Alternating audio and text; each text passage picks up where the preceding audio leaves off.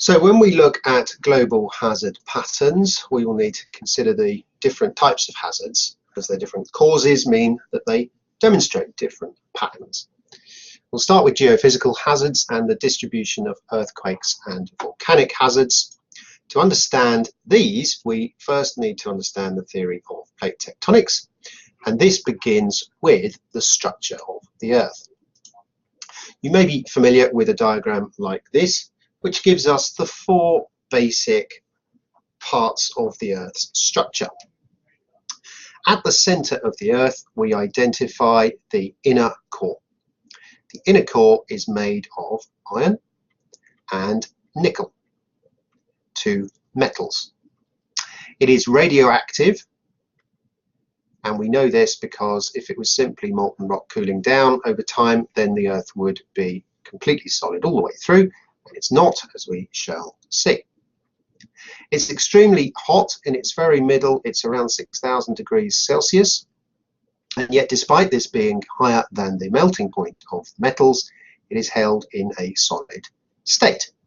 The reason for that is that we have a radius of the Earth of 6,371 kilometers, and so all of the material between the edge of the inner core and the crust is bearing down on the inner core and keeping it in a solid state despite its temperature.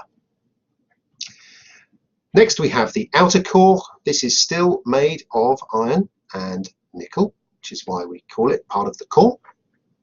It's slightly cooler, so at its very center it's around 5,000 degrees Celsius, and as we come out to the edge it's down to about 4,000 degrees Celsius. The pressure outside of the outer core now, this less mass outside of it, means it is no longer held as a solid and it exists in a liquid state. Beyond this we have the mantle. The mantle is mostly made of the basic component of rock, which is silica.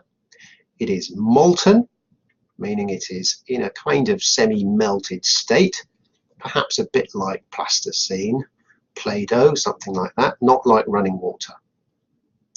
Its temperatures vary. Down at the bottom, next to the outer core, it's equally hot, 4,000 degrees Celsius. And then at its outer edge, below the crust, it could be around 1,200 degrees down to 900 degrees Celsius, depending on where it is. And then the crust, the outer layer of the Earth, which is solid, is split into two key types. We have oceanic crust and we have continental crust. Slight misnomers, because there is oceanic crust above sea level forming land, and there is continental crust below sea level forming sea floor. So they're not synonymous with land and sea. Oceanic crust is relatively thin, 5 to 7 kilometers thick. Continental crust is generally between 30 and 60 kilometers thick. Oceanic crust is made of something we call SEMA, which is simply silica magnesium, whereas continental crust is Sial, silica aluminium. What this means is that because of the differences in density between those two materials, our oceanic crust is more dense and our continental crust is less dense. That perhaps is the most important difference between them, so remember that. Oceanic crust is relatively young, generally less than 260 million years old, and in fact we can have oceanic crust that's 1 day old. It may just be made right now due to a volcanic eruption. And continental crust is made up of rocks that are formed over a long period of time, much older, generally over 400 million years old, and the oldest known rock on the Earth is 4.4 billion years old.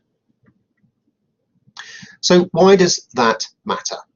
Well, it's because of this structure, particularly because of the radioactivity, the constant heat production that goes then into the bottom of the mantle and keeps the mantle molten, that's going to be key to the movements we find and the stresses we then get on the crust which are going to lead to our geophysical hazards.